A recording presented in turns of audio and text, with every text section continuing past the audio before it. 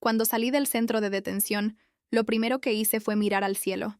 No porque buscara a Dios, sino porque quería asegurarme de que todavía existía algo encima de mí que no tuviera barro ni muros. Tenía 17 años y una etiqueta pegada en la frente. Asesina. Algunos me miraban con miedo, otros con desprecio, pero nadie con compasión. Caminaba con la misma ropa con la que entré, una sudadera vieja y unos zapatos que ya no me quedaban. En el bolsillo aún tenía un papel con el versículo que mi madre me dejó el día del juicio. El que derrama sangre del hombre, por el hombre su sangre será derramada. Nunca supe si me lo dio para castigarme o para recordarme que, en su mundo, yo me había convertido en el demonio que tanto decía odiar. Si están viendo esto, den like a este video y suscríbanse al canal. No saben cuánto ayuda. Y por favor comenten desde qué ciudad nos están viendo. A veces pienso que mi historia empezó el día que maté al pastor Elian Torres, pero no es verdad. Empezó mucho antes, cuando todavía creía que Dios escuchaba mis oraciones. Tenía 13 años cuando todo cambió.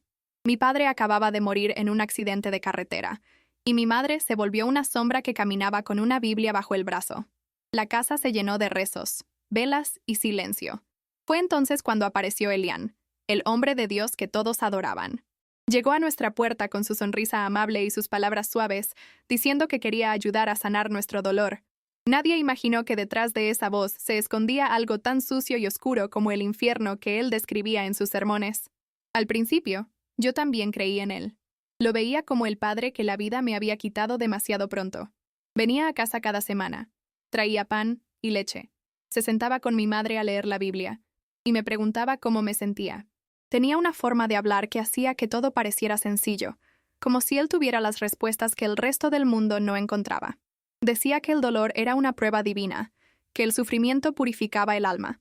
Recuerdo su mano sobre mi hombro, pesada pero cálida, y su mirada fija, demasiado fija para un hombre que decía mirar al cielo. Me gustaba sentir que alguien me veía. Me hacía sentir importante, elegida. No sabía que estaba confundiendo atención con afecto, ni fe con sometimiento.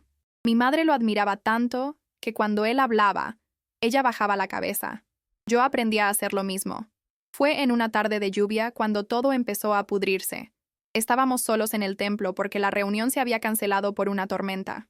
Yo estaba ayudando a guardar las sillas, y él me pidió que me quedara para orar juntos.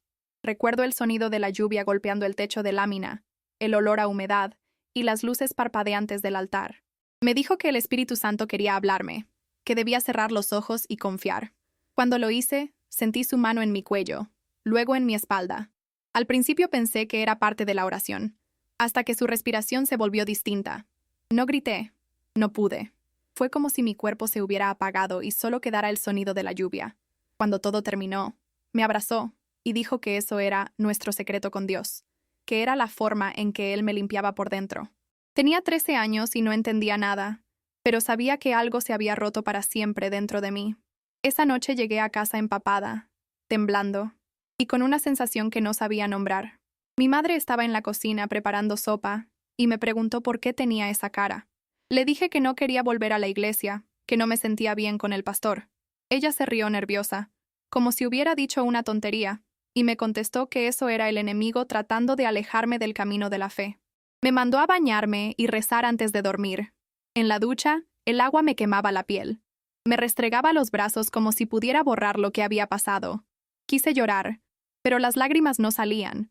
Esa noche soñé con la lluvia y con sus manos repitiendo los movimientos que ya no podía olvidar. Cuando desperté, lo primero que hice fue buscar en la Biblia una respuesta. No encontré nada que hablara de pastores que tocan a niñas, solo versículos sobre obediencia, silencio y perdón. Los meses siguientes fueron un infierno silencioso. Él encontraba siempre la manera de quedarse a solas conmigo. Una reunión de oración, una tarea de limpieza, una conversación espiritual. Cada vez era peor. A veces me obligaba a mirarlo a los ojos y repetirme que lo hacía por amor divino, que si hablaba, mi madre se enfermaría y moriría. Yo le creí. Me convenció de que estaba maldita, de que Dios me había elegido para cargar con ese sacrificio. Llegué a odiarme. No podía mirarme al espejo sin sentir asco. Mi cuerpo dejó de ser mío. Mi mente se llenó de miedo. En la escuela me decían que estaba distraída, que ya no sonreía. Nadie sospechaba. Todos veían en mí a la hija obediente del milagro de la iglesia, la que Dios había salvado del dolor. Si supieran lo que realmente pasaba detrás de esas paredes, tal vez habrían dejado de rezar y habrían empezado a gritar. Con el tiempo, empecé a notar que mi madre dependía más y más del pastor. Él la llamaba hermana Marta, y la hacía sentir especial. Le pedía que organizara reuniones, que cocinara para los feligreses, que estuviera siempre cerca. A veces, mientras hablaba con ella, me miraba de reojo, con esa sonrisa que solo yo entendía. Era como si disfrutara de tenernos a ambas bajo su control, cada una por razones distintas. Mi madre veía en él un guía, yo veía en él una sombra que no podía escapar. Intenté evitarlo, fingía dolores de cabeza, inventaba tareas escolares, pero él siempre encontraba el modo de hacerme regresar. Me mandaba mensajes diciendo que si no iba, Dios me castigaría. No sé cómo lo lograba, pero su voz estaba en todas partes, hasta en mis sueños. El día que intenté contarle la verdad a mi madre fue uno de los peores de mi vida. Estábamos en el comedor y le dije temblando que el pastor me tocaba, que me hacía cosas malas. Ella se quedó muda. Luego me miró con una furia que nunca le había visto. Me gritó que cómo me atrevía a ensuciar el nombre de un siervo de Dios, que eso era una blasfemia. Me abofeteó tan fuerte que sentí el sabor metálico de la sangre en la boca. Luego me obligó a arrodillarme frente al altar que teníamos en casa y me hizo pedir perdón. El demonio quiere separarte del Señor, repetía mientras lloraba. Esa noche recé por última vez. No pedí perdón, pedí desaparecer. Porque entendí que en esa casa, en esa iglesia y en ese pueblo, nadie iba a creerle a una niña que decía que un pastor la había violado en nombre de Dios. Después de aquel día, algo se quebró entre mi madre y yo. Ella me evitaba, apenas me hablaba. En la iglesia me obligó a pedir perdón frente a todos, mientras el pastor me miraba desde el púlpito con esa cara de mártir que sabía poner tan bien. El enemigo puede usar incluso a los más inocentes para tentar a los siervos del Señor, dijo, y la gente asintió. Algunos me abrazaron al final del servicio, otros me miraron con desconfianza. Sentí vergüenza, una vergüenza que no me pertenecía, pero que cargué como una cruz. Cada domingo era una tortura. Me sentaba en la última fila, con las manos apretadas, esperando que él no pronunciara mi nombre. Y cada vez que subía al altar, hablaba sobre el perdón, sobre el sacrificio, sobre la pureza. Yo pensaba en cuántas otras chicas podrían estar viviendo lo mismo, y permanecían calladas, con el alma rota y la fe convertida en prisión. Comencé a escribir en un cuaderno todo lo que me pasaba. Era mi único refugio. Escribía de noche, cuando mi madre dormía. Anotaba fechas, palabras, lugares. No sabía si algún día alguien lo leería, pero necesitaba dejar constancia de que lo que me estaba destruyendo era real. Una madrugada, escuché la puerta del cuarto abrirse. Era él. No sé cómo había entrado, pero estaba ahí, con una llave en la mano y una sonrisa tranquila. Me dijo que había ido a orar por mí. Me quedé paralizada. Intenté gritar, pero no salió sonido alguno. Solo recuerdo el olor de su perfume mezclado con el del polvo viejo de mi habitación. Esa noche juré que si sobrevivía, algún día lo haría pagar. No sabía cómo ni cuándo, pero lo haría. Aunque me costara la vida, no iba a dejar que siguiera destruyendo la de otros. Desde esa noche comencé a vivir con miedo constante. No podía dormir sin dejar la luz encendida. Escuchaba pasos donde no los había, y cada sombra me parecía su silueta. En la escuela, las profesoras me preguntaban si estaba enferma. Decían que había bajado de peso, que mis ojos se veían tristes. Yo solo sonreía y decía que estaba cansada. Nadie imaginaba que el cansancio venía de fingir normalidad, de cargar un secreto que pesaba más que mi propio cuerpo. Intenté alejarme de la iglesia, pero mi madre insistía en que debía reconquistar mi fe. Cuando le dije que no quería volver, me encerró en mi cuarto toda una tarde sin comer. «Prefiero verte muerta, antes que alejada del Señor», me gritó detrás de la puerta. Fue entonces cuando entendí que estaba sola, completamente sola. Una tarde de domingo, mientras regresábamos de la iglesia, vi a mi hermana Alma caminando de la mano del pastor. Ella tenía solo 12 años. Sonreía, inocente, y él la miraba con el mismo brillo en los ojos con el que me había mirado a mí 3 años antes. Sentí que el aire se me iba del pecho. Le solté la mano a mi madre y me quedé observándolos. Nadie más notó nada extraño. Todos lo veían como un gesto de ternura pastoral. Pero yo lo supe en ese instante. La historia estaba repitiéndose. Esa noche no pude dormir. Escuchaba la voz del pastor en mi cabeza, mezclada con las risas de Alma. Pensé en advertirla, en gritarle que corriera. Pero ¿cómo le explicas a una niña que la persona que todos adoran es el mismo monstruo que te robó la infancia? Sentí una mezcla de rabia y desesperación que me consumía desde adentro.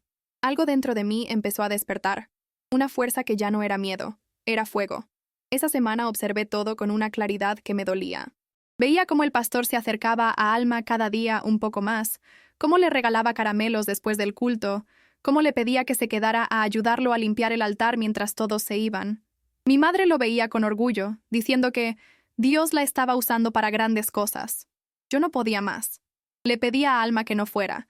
Le dije que estaba cansada, que mejor se quedara conmigo en casa. Pero ella solo me sonrió y me dijo que el pastor era bueno, que él la hacía sentir especial. Esas palabras me atravesaron el pecho como un cuchillo. Eran las mismas que yo había dicho años atrás. Era como mirarme en un espejo sucio del pasado, uno que me mostraba la infancia que me habían robado. Una tarde, regresé temprano de la escuela y escuché la puerta del despacho del pastor cerrarse con llave. Me acerqué despacio y escuché un sollozo ahogado. Era Alma. Mi corazón se detuvo. Golpeé la puerta una y otra vez, pero nadie respondió. Cuando finalmente se abrió, vi su rostro, ojos hinchados, labios temblando, manos apretadas contra el pecho.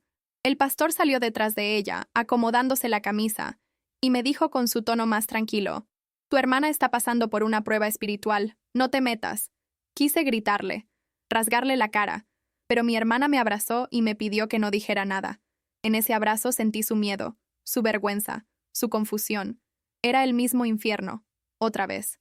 Esa noche no dormí. Me quedé despierta escuchando cada respiración de Alma, jurando que si nadie iba a protegerla, lo haría yo, aunque tuviera que ensuciarme las manos con la sangre que otros se negaban a ver. Pasé los días siguientes vigilando cada movimiento del pastor. Lo seguía desde lejos, fingiendo indiferencia, pero con el corazón ardiendo. Lo veía sonreír, abrazar a los niños, repartir folletos sobre el amor de Cristo. Todo el pueblo lo adoraba. Nadie sospechaba que ese hombre, con su Biblia desgastada y su voz serena, escondía el alma más podrida que había conocido. Intenté hablar con una de las mujeres de la iglesia, la hermana Raquel, que siempre me había tenido cariño. Le conté que temía por Alma, que el pastor no era quien todos creían. Su rostro cambió de inmediato. Me tomó de la mano y me dijo que no repitiera esas palabras, que podía condenarme. «El Señor castiga la lengua que levanta falsos testimonios», susurró. En ese momento supe que ya no tenía a nadie, ni una sola persona que se atreviera a mirar la verdad. Esa noche, mientras mi madre dormía, abrí el cuaderno donde había escrito todo. Lo leí de principio a fin. Cada palabra me dolía como una herida abierta. No era solo mi historia. Era la historia de todas las niñas que habían sido silenciadas por el miedo y la vergüenza. Decidí que ya no iba a escribir más, que era hora de actuar. Fui a la cocina, tomé un cuchillo grande y lo escondí en mi mochila. No tenía un plan exacto, solo una convicción que me quemaba por dentro. Si nadie iba a detenerlo, lo haría yo. Me miré al espejo antes de salir y apenas reconocí mi reflejo. No vi a una niña, vi a alguien que ya había enterrado su inocencia y que solo buscaba justicia. Una justicia que nunca iba a llegar desde un cielo que se mantenía sordo. No dormí esa noche. Me quedé sentada en el suelo, escuchando los grillos y el tic-tac del reloj del pasillo, pensando en cómo un hombre podía destruir tantas vidas y seguir predicando sobre el amor. Al amanecer, fui al templo. Las puertas estaban abiertas, y el olor a incienso mezclado con polvo me revolvió el estómago. Caminé hasta el altar y me quedé ahí, mirando la cruz de madera que colgaba en el centro. Pensé en cuántas veces había rezado frente a ella, pidiendo ayuda, y en cuántas veces ese mismo símbolo había sido usado para justificar el dolor. Esa mañana supe que Dios no iba a hacer nada, que si alguien tenía que detener a Elian, tenía que ser yo. Y por primera vez en mucho tiempo, sentí una paz extraña, una calma que solo siente quien ya no tiene miedo de perderlo todo. Durante los días siguientes, observé los horarios del pastor, cuándo abría la iglesia, cuándo se quedaba solo. Necesitaba estar segura de que nadie más saldría herido. Usé un teléfono viejo que encontré en el cajón de mi padre. Le quité el sonido y la cámara aún funcionaba. Planeé grabar todo, hacer que dijera la verdad, para que el mundo lo escuchara. No quería solo matarlo. Quería que se supiera quién era antes de morir. Cada noche practicaba frente al espejo lo que iba a decirle. «Dios también te está mirando», repetía en voz baja. Mientras tanto, Alma empezó a tener pesadillas. Gritaba en la madrugada. Yo la abrazaba y le decía que pronto todo terminaría. No sabía si lo decía para consolarla o para convencerme de que lo que estaba por hacer era justicia, no venganza. Pero dentro de mí ya no había dudas, solo una determinación fría y absoluta. Entré en la iglesia como quien entra en una casa vacía que conoce demasiado bien, con pasos medidos, respiración contenida y el corazón golpeando en la garganta. La noche estaba húmeda y en el aire se pegaba el olor a cera y a madera vieja. La luz del teléfono cortaba la penumbra como una pequeña luna. Tenía el cuchillo envuelto en un paño dentro de la mochila y la cámara del móvil lista, apuntando al lugar donde siempre se sentaba el pastor. Cada cosa en su sitio, cada movimiento calculado hasta parecer natural. Crucé la nave, saludé a un par de feligreses que barrían, con la voz seca, como si nada anómalo pasara. Por dentro, la calma era una alfombra fría que me cubría. Al llegar a la puerta del despacho, noté que la llave estaba en la cerradura, como si él me esperara también. Abrí sin hacer ruido y lo encontré allí, con la camisa arremangada, la corbata torcida, y esa sonrisa de quien cree que la vida le pertenece. Mis manos no temblaron cuando apunté la cámara y apagué el flash. Mi voz salió más firme de lo que yo misma esperaba. Lo obligué a sentarse frente a la cámara. Le dije que hablara, que lo mirara a los ojos y dijera cada nombre, cada fecha, cada mentira que había tejido. Al principio fingió sorpresa, luego arrogancia, luego esa voz de pastor herido que pide perdón a medias mientras niega con el resto de la cara. Pero cuando le mostré el cuaderno con las fechas y las horas, y la foto que Alma me había dado sin saber, algo en él cambió. Empezó a hablar. Dijo nombres que hasta entonces solo yo conocía. Describió cómo Dios le había mostrado a niñas elegidas, cómo interpretaba la carne como sacrificio, y cómo la obediencia era la prueba final. Lo escuché con la cámara grabando, y por un instante sentí que el mundo se abría en dos. Por un lado la confesión, por el otro la monstruosidad que me miraba sin vergüenza. La rabia que había guardado durante años explotó dentro de mí como un volcán. No pensé en huir, no pensé en pedir ayuda. Pensé en Alma, en mi niñez robada, en todas las voces que me dijeron que callara. Cuando vi en su cara la certeza de que no había remordimiento, me acerqué y lo atacé. No fue una acción fría, fue un animal enjaulado que por fin rompía el vidrio. Las puñaladas fueron salvajes, una tras otra, hasta que su cuerpo dejó de moverse, y el silencio se llenó solo del sonido de mi respiración y de la lluvia contra la ventana. El teléfono seguía grabando. En la pantalla, su rostro inmóvil se hizo pequeña, y luego fue solo una mancha más en el suelo. Entré en la mañana siguiente con las manos todavía temblando y la ropa manchada. La lluvia había borrado parte de las huellas, pero no mi memoria. Apagué el teléfono solo cuando estuve fuera del despacho, con la boca seca y el pulso encendido como un tambor. Caminé hasta la plaza como quien intenta volver a un lugar común, después de haber cruzado un límite invisible. La gente me saludaba y yo respondía con monosílabos, como si una parte de mí hubiera quedado clavada en ese cuarto oscuro. Sentí el peso de la cámara en la mochila, el cuaderno en el bolsillo, pruebas que podrían liberar a muchos o condenarme para siempre. Cruzaron por mi mente imágenes de Alma dormida, la forma en que sus manos pequeñas se abrazaban al pijama. Pensé en mi padre muerto y en las noches en que mi madre, clavada en su fe, me miraba sin ver. No supe si estaba buscando absolución o castigo. Solo sabía que había actuado y que, a partir de ese instante, nada volvería a tener el mismo nombre ni el mismo sabor. Cuando la noticia explotó en el pueblo, todo se partió en dos. Algunos vinieron a la puerta de la casa de mi tía con velas, gritando que yo era un monstruo. Otros dejaron flores y no se fueron hasta que la policía llegó. La carpeta que encontraron en la computadora del pastor y el video confirmaron lo que yo llevaba años gritando en silencio, pero la verdad no vino envuelta en ternura. Vino con ojos acusadores y con jurados que querían nombres que quemaran. Mi madre, cuando vio el video, me miró con esa mezcla de horror y traición, y fue ella quien entregó mi nombre a la policía. No sé si fue miedo, vergüenza o una defensa de la imagen que había querido construir toda su vida. En la comisaría me hicieron preguntas que sonaban a cuchillos y a sermones. ¿Por qué lo hiciste? ¿No podías buscar ayuda? Respondí con la voz rota y pensé que nadie entendería la medida exacta del daño que pesa dentro de una niña que fue traicionada por quienes debían protegerla. Fue entonces cuando supe que la justicia de los hombres sería fría, incompleta, y que mi verdad tendría que vivir en mi pecho aunque el mundo la juzgara. El juicio fue como revivir cada herida con las luces encendidas. Los abogados hablaban de mí como si fuera un caso, un expediente, un número. Nadie pronunciaba mi nombre con humanidad. Cuando mostraron el video en la pantalla del tribunal, Todos contuvieron la respiración. Algunos lloraron, otros miraron al suelo, y otros me miraron con repulsión, como si fuera la misma bestia que había matado a su santo. Yo me quedé inmóvil. No lloré. Escuché cada palabra de esa confesión como si no fuera mía, como si estuviera viendo la historia de otra persona. Pero cuando el pastor dijo el nombre de Alma, mis manos se apretaron tanto que las uñas se me clavaron en la piel. En ese momento, entendí que aunque el mundo me condenara, yo nunca volvería a pedir perdón por haberlo detenido. El juez me llamó menor en situación de trauma y dictó la sentencia: 18 meses en un centro de detención juvenil. Lo dijo con tono de misericordia, pero sonó como una cadena. Dentro del centro, el tiempo se volvió un animal lento. Las paredes olían a desinfectante y a desesperanza. Las otras chicas me miraban con curiosidad. Algunas habían robado, otras habían matado por venganza o defensa. Cuando les conté mi historia, ninguna me juzgó. Una de ellas, Camila, me dijo una noche: a veces hay que hacer justicia con las manos, porque la ley no tiene corazón. Esa frase se me quedó grabada.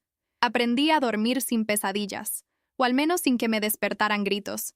Escribía cartas que nunca enviaba, dirigidas a mi madre, a Alma, a mí misma.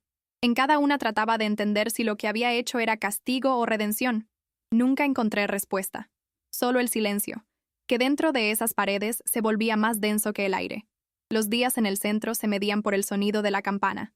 Despertar, comer, trabajar, rezar, dormir. Todo se repetía como una misa interminable. Yo me refugiaba en la biblioteca. Había un libro de tapas verdes, Cartas a Dios, que nadie tocaba porque le faltaban páginas. Lo abría siempre por la mitad, donde alguien había escrito con lápiz: el perdón no borra lo que duele, solo evita que te pudra. Esa frase me acompañó durante meses. A veces me preguntaba si el pastor había pedido perdón antes de morir, si alguna parte de él realmente creía en lo que predicaba, o si su fe era solo una máscara hecha de palabras bonitas para cubrir su podredumbre. En el silencio de las noches, cuando el resto dormía, repasaba el video una y otra vez en mi mente. No por placer, sino porque necesitaba recordar que todo había sido real, que no era una pesadilla inventada por mi culpa. Un día recibí la visita de mi madre. La trajeron a la sala con una Biblia apretada contra el pecho. Me miró como si yo fuera un extraño. No lloró, no me abrazó. Solo me dijo: tu pecado me duele más que su muerte.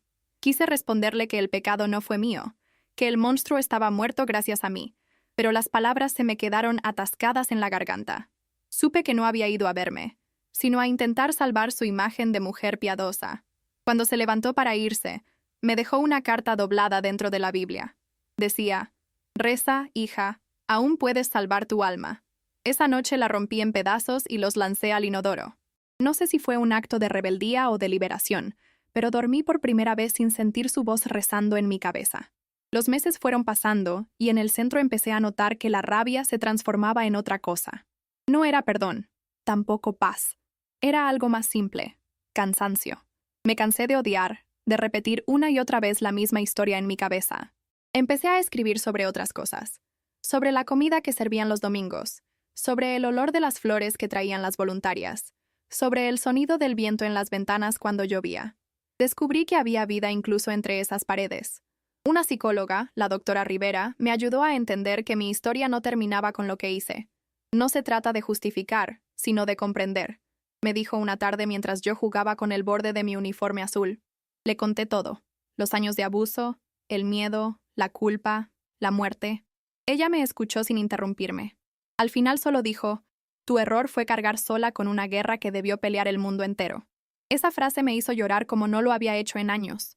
Cuando me dijeron que pronto saldría en libertad, sentí más miedo que esperanza. ¿A dónde iba a ir? ¿Quién me iba a mirar sin ver en mí a una asesina? Mi madre no respondió a mis cartas. Solo Alma me escribió una vez, con letra temblorosa: te creo, Lucía. Gracias. Esa hoja doblada se convirtió en mi tesoro. La leía cada noche antes de dormir, como un rezo distinto, uno que no venía de los libros sagrados, sino del amor más puro que me quedaba. Supe entonces que, aunque el mundo me señalara, aunque la justicia humana me hubiera encerrado, yo había salvado lo único que realmente importaba: la inocencia de mi hermana. Todo lo demás, el odio, la culpa, el castigo, podía aprender a soltarlo. El día que salí del centro, el aire me pareció distinto, más denso, más verdadero. No había muros ni vigilantes, pero el miedo seguía dentro de mí, como una sombra que aprendió a caminar pegada a mi espalda. La tía Rosa, hermana de mi madre, me esperaba afuera. No me abrazó enseguida. Me miró en silencio, como tratando de reconocer a la niña que alguna vez había llevado a la escuela los lunes por la mañana. Después me dijo simplemente, «Vamos a casa». Su casa quedaba a las afueras del pueblo. Una construcción vieja de paredes color tierra y ventanas azules. Allí, por primera vez en mucho tiempo, dormí en una cama limpia, sin cerraduras ni oraciones impuestas. Rosa no hacía muchas preguntas. Me dejaba espacio, me ofrecía comida, silencio y tiempo. Era todo lo que necesitaba. Los primeros días fueron difíciles. La gente murmuraba cuando me veía pasar. Algunos cambiaban de acera, otros me lanzaban miradas de compasión disfrazadas de curiosidad. En la iglesia habían puesto un retrato del pastor con una cinta negra y una inscripción que decía, «Mártir de la fe». Quise arrancarlo, gritar la verdad, pero comprendí que ya no servía de nada. La verdad estaba grabada en un video y aún así, nadie quería verla. Una tarde, mientras caminaba por el mercado, una mujer que no conocía se me acercó. Me tocó el brazo y susurró, «Gracias por lo que hiciste». Luego siguió su camino como si nada. Me quedé helada. Por primera vez, alguien me reconocía no como una asesina, sino como alguien que detuvo un mal.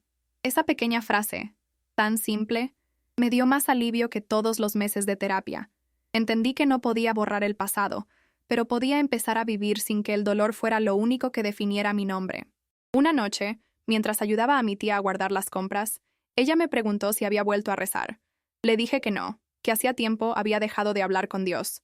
Ella no me juzgó, solo me respondió, «A veces, rezar no es pedirle a alguien que te escuche, es recordarte que todavía estás viva». Esa frase me acompañó días enteros. Empecé a salir temprano, a caminar por el borde del río que cruzaba el pueblo, donde la corriente arrastraba hojas secas y el murmullo del agua sonaba como un suspiro largo. Allí aprendí a respirar sin sentir culpa. A veces pensaba en el pastor, no con odio, sino con una extraña indiferencia. Era como si por fin su rostro se desvaneciera en mi memoria, como si el miedo ya no tuviera dientes. Otras veces pensaba en mi madre, preguntándome si algún día comprendería que no la odiaba. Solo había querido salvar a Alma cuando ella no pudo hacerlo. Fue mi tía quien me animó a grabar mi historia. Dijo que había jóvenes que quizás necesitaban escucharla, que tal vez alguna chica perdida en su propio silencio podría reconocerse en mis palabras. Al principio dudé. No quería revivirlo. No quería volver a ser la muchacha que mató al pastor. Pero después comprendí que no se trataba de justificarme, sino de contar lo que el miedo había callado. Así que un día tomé su viejo celular, lo apoyé sobre una mesa, respiré hondo y apreté el botón de grabar. Sí, yo lo maté, y no me arrepiento. Así empezó el video.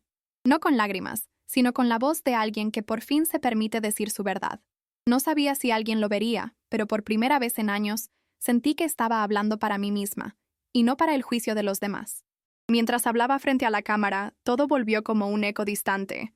Las noches de miedo, la voz del pastor, las manos que no podía olvidar, los gritos ahogados, la indiferencia de mi madre, la mirada vacía de Alma.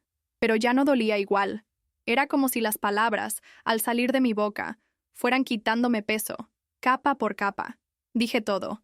Los abusos, las amenazas, las veces que recé por morir, y el día en que finalmente decidí vivir, aunque para eso tuviera que mancharme las manos. No busqué lástima, solo verdad.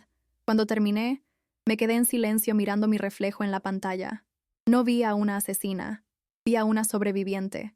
Vi a una muchacha que había sido niña y a la que el mundo había obligado a convertirse en su propio juez. En el fondo, supe que ese video no era una confesión, sino una liberación, un grito tardío de alguien que ya no temía ser escuchada. Cuando el video se publicó, no tardó en viralizarse. Algunos me insultaron, otros me defendieron, y muchos guardaron silencio, como si no supieran de qué lado ponerse.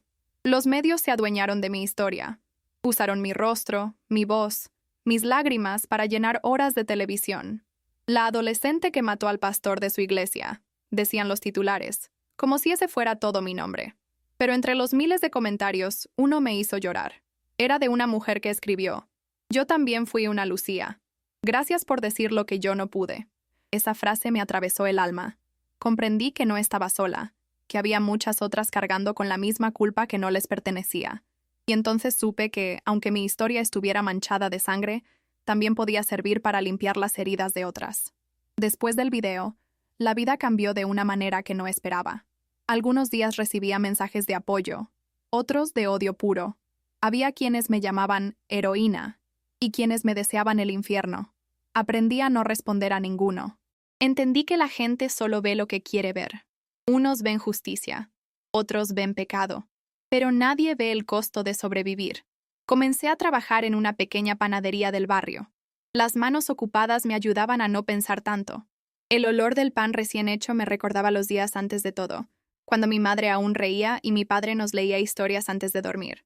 A veces, mientras amasaba, sentía que estaba rehaciendo mi vida con cada movimiento, como si mezclar harina y agua fuera una forma de volver a empezar desde cero. Las clientas hablaban de todo, menos de religión, y eso era suficiente para sentir que el mundo podía ser un poco más liviano. Una tarde, mientras cerraba la panadería, vi a Alma esperándome afuera. Había crecido. Ya no era la niña asustada que recordaba. Llevaba el cabello corto y una mochila colgando del hombro. No dijo nada. Solo me abrazó. Lloramos las dos sin decir una palabra. Después caminamos hasta el río y nos sentamos en silencio, mirando cómo el sol se escondía detrás de los árboles. Me contó que ya no vivía con mamá, que se había ido a estudiar a otra ciudad y que había visto mi video. Por fin hablaste por las dos, me dijo. Su voz era tranquila, pero sus ojos tenían una tristeza antigua, como si aún cargara con fantasmas propios. Esa noche supe que la herida no desaparece, pero puede volverse cicatriz, y en ese abrazo entendí que, aunque el mundo no me perdonara, ella ya lo había hecho. Esa noche, después de despedirnos, caminé sola por las calles vacías. Sentía que el viento me hablaba, que el silencio tenía otro tono, menos amenazante, más humano. Pensé en todo lo que había pasado, en lo que aún dolía y en lo que finalmente había aprendido. Comprendí que la justicia no siempre llega en forma de sentencia ni de perdón. A veces llega en forma de paz, de poder dormir sin miedo. Me detuve frente a la iglesia, esa misma donde había perdido mi fe, y la miré sin rencor. El edificio seguía igual. Las ventanas altas, la cruz de hierro, las velas encendidas. Pero ya no tenía poder sobre mí. Entré. El aire olía a cera derretida y a flores marchitas. Caminé hasta el altar y encendí una vela, no por él, sino por mí. No recé, solo me quedé mirando la llama. Por primera vez entendí que el silencio también puede ser una oración. Al salir, vi a mi madre a lo lejos. Estaba de pie junto a la puerta lateral de la iglesia, con su Biblia en las manos. No sé cuánto tiempo llevaba observándome. Cuando nuestros ojos se cruzaron, todo el aire pareció detenerse. Por un instante, pensé que se iría, pero no lo hizo. Caminó hacia mí, despacio, con el rostro cansado y los ojos llenos de algo que no supe nombrar. Se detuvo frente a mí y dijo con voz baja: «No entiendo lo que hiciste, pero tampoco puedo seguir odiándote». No supe qué responder. Ella extendió su mano, temblorosa, y la puse entre las mías. No hubo perdón ni disculpa, solo un gesto frágil, un intento de acercamiento entre dos mujeres que habían amado y perdido de formas distintas. A veces, el perdón no se dice, simplemente sucede. Mi madre y yo caminamos en silencio hasta la plaza. No hablábamos del pasado, pero cada paso llevaba algo de lo que nunca dijimos. Se sentó conmigo en una banca de madera, bajo un farol que parpadeaba, y por primera vez en años no mencionó a Dios. Me preguntó si comía bien, si dormía, si trabajaba. Era su forma torpe de pedir perdón. Yo respondía con frases cortas, intentando no llorar. Al despedirse, me abrazó. Fue un abrazo breve, incómodo, pero real. Cuando la vi alejarse, comprendí que tal vez el perdón no siempre llega completo. A veces solo llega a medias, como una puerta que queda entreabierta. Y eso ya era suficiente. Esa noche volví a casa con la sensación de que, aunque mi vida estaba llena de sombras, también había pequeños destellos que me permitían seguir adelante. Los días siguientes fueron más tranquilos. Volví a grabar algunos videos, no sobre mi historia, sino sobre temas de los que nunca se hablaba en mi pueblo. Abuso, manipulación, miedo, silencio. Algunas personas los criticaron, pero muchas más me escribieron para contar sus propias experiencias. Me di cuenta de que mi voz, la misma que un día fue ahogada por el miedo, ahora servía para que otros pudieran hablar. No era fama lo que buscaba, sino redención.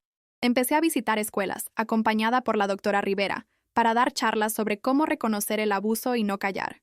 Al principio me temblaban las manos, pero con el tiempo supe que cada palabra mía podía evitar otro silencio como el mío. La gente me llamaba valiente, pero yo solo pensaba que era una sobreviviente contando su historia antes de que el olvido la devorara. Hablar se volvió mi manera de resistir. Con el tiempo, el pueblo empezó a cambiar, poco a poco, casi en silencio. La iglesia ya no se llenaba como antes. Algunos se fueron, otros comenzaron a hacer preguntas. La imagen del pastor seguía enmarcada en la pared, pero cada vez menos personas se detenían a mirarla. A veces me quedaba frente al templo, observando a la gente entrar y salir, y pensaba en cuántos rostros ocultaban historias parecidas a la mía. No era rencor lo que sentía, sino tristeza. Tristeza por todos los que aún no se atrevían a hablar, por los que todavía creían que callar era un acto de fe. Empecé a entender que mi historia no era un final, sino un comienzo para muchos otros. Yo había pagado un precio alto, pero si mi dolor servía para que alguien más escapara del suyo, entonces valía la pena. Esa idea, por primera vez, me dio paz. Una tarde, mientras regresaba del trabajo, un hombre se me acercó. Tendría unos 50 años, rostro cansado, mirada pesada. Me dijo que había sido amigo del pastor, que durante años lo había defendido con ceguera.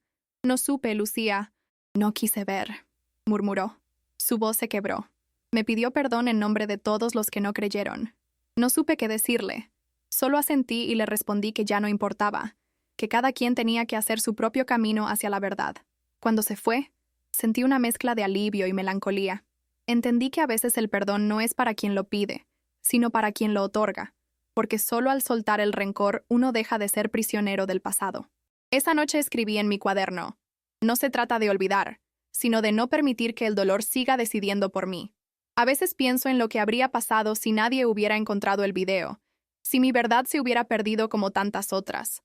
Quizás seguiría encerrada, o tal vez el pastor aún estaría predicando. Pero también sé que el destino tiene su forma extraña de empujar las cosas, incluso a través del dolor. Cada vez que alguien me escribe para decirme que mi historia le dio fuerzas, siento que de alguna manera todo ese horror se transforma en algo útil. No bonito, no bueno, pero útil. Como si de las ruinas todavía naciera una flor. He aprendido que la vida no se repara del todo, solo se acomoda lo suficiente para seguir caminando. Y en ese caminar, uno aprende a vivir con las grietas. Porque la perfección no existe, pero la resistencia sí. A veces visito la tumba de mi padre. Está en el cementerio pequeño, cerca del muro norte. Me siento en la tierra, limpio las hojas secas y le hablo como si pudiera escucharme. Le cuento de Alma, de mamá, del trabajo, de todo. Le digo que a veces aún tengo pesadillas, pero que ya no me paralizan. Que aprendí a respirar sin culpa. Que no sé si Dios existe, pero si existe, espero que entienda que hice lo que tenía que hacer. No le pido perdón. Le pido comprensión. Le dejo una flor blanca y me quedo mirando el cielo, recordando las veces que de niña me decía que el bien y el mal no siempre eran opuestos, que a veces se mezclaban, y que el corazón era lo único que podía distinguirlos. Quizás tenía razón, porque aunque el mundo me juzgue, yo sé que lo hice por amor, y el amor, cuando se defiende, también puede ser una forma de justicia. Hace unos meses, recibí una carta inesperada. Venía sin remitente, escrita con tinta azul en un papel arrugado. Al abrirla, reconocí la letra de mi madre. Decía pocas palabras, pero cada una pesaba. No sé si puedo pedirte perdón, pero rezo por ti cada noche. Espero que algún día puedas volver a mirar al cielo sin dolor. La leí muchas veces, sin saber qué sentir. No lloré, tal vez porque las lágrimas ya no tenían el mismo sentido. En otro tiempo, esas palabras me habrían roto. Ahora, solo me hicieron pensar en cuánto daño puede hacer la fe cuando se convierte en excusa para no ver. Guardé la carta en una caja, junto con la de Alma y mi viejo cuaderno. No como recuerdos de tristeza, sino como pruebas de que sobreviví a todo eso. Ya no busco entender a mi madre. Creo que cada quien ama como puede, aunque a veces ese amor también destruya. Esa misma semana, fui invitada a hablar en una conferencia sobre violencia de género. Era la primera vez que salía del pueblo para contar mi historia ante tanta gente. Me temblaban las piernas al subir al escenario, pero cuando vi a las jóvenes del público mirándome con atención, supe que estaba donde debía estar. Conté mi historia sin adornos, sin esconder el horror, pero también sin odio. Les dije que la vergüenza no era nuestra, que el silencio solo protege a los culpables, y que una voz puede romper generaciones de miedo. Cuando terminé, hubo un silencio largo, de esos que pesan más que los aplausos. Luego alguien comenzó a aplaudir, y el resto lo siguió. No lloré, pero por dentro sentí que algo se curaba. No el pasado, pero sí la herida que me había impedido creer en un futuro. Después de aquella conferencia, Empecé a recibir invitaciones de escuelas, asociaciones y comunidades pequeñas. Al principio me daba miedo volver a hablar del tema una y otra vez, pero luego entendí que cada vez que lo contaba, el dolor perdía un poco de fuerza. Era como si al pronunciar las palabras, las cadenas del pasado se aflojaran un poco más. Muchas chicas se acercaban al final, algunas con lágrimas, otras con rabia. Una de ellas me dijo, «Yo también tengo un pastor en casa». Esa frase me estremeció. Me recordó a la Lucía de 13 años, temblando en la lluvia, sin saber que el infierno tenía forma de sermón. La abracé sin decir nada. En ese momento supe que lo que había empezado como una venganza se había convertido en una causa.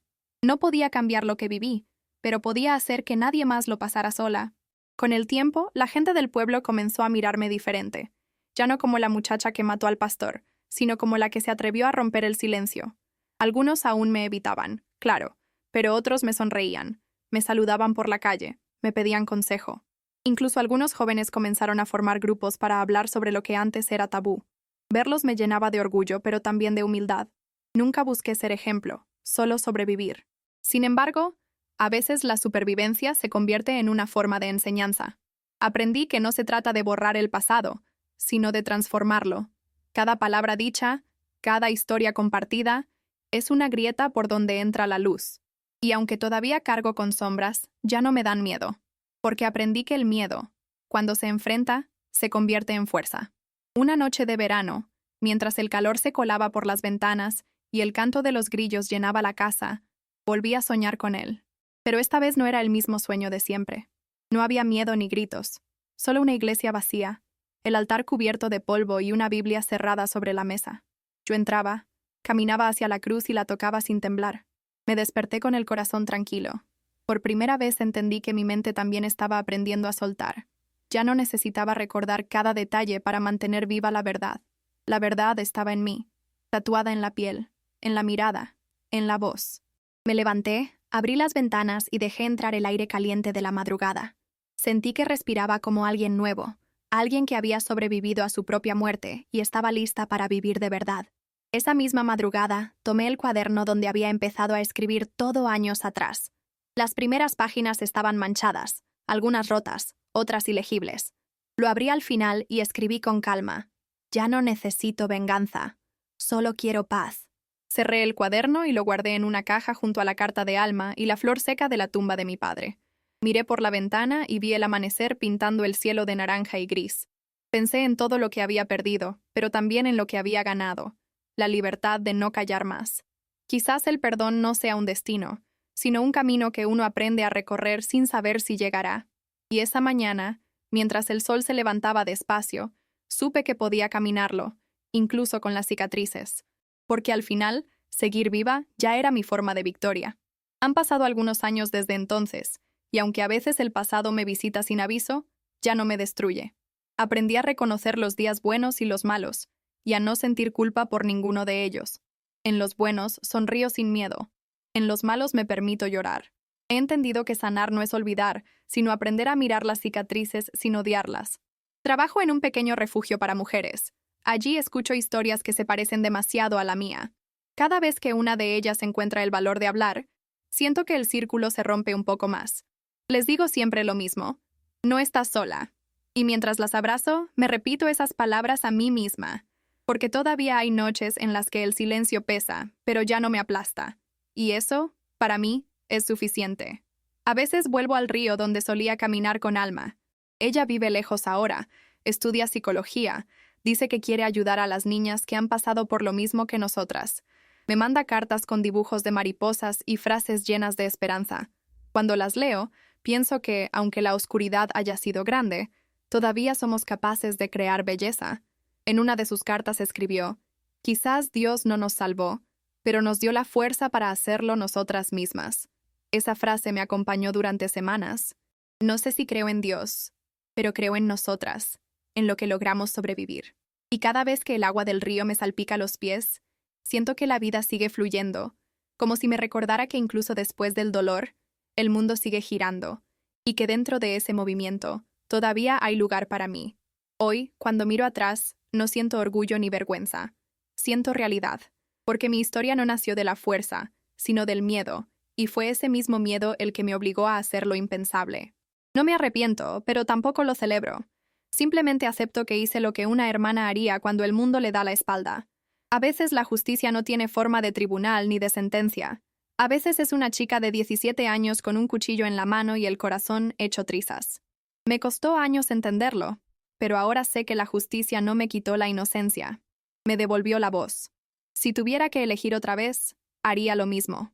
Porque si salvar a Alma significaba perderlo todo, entonces lo perdería de nuevo, 1000 veces más.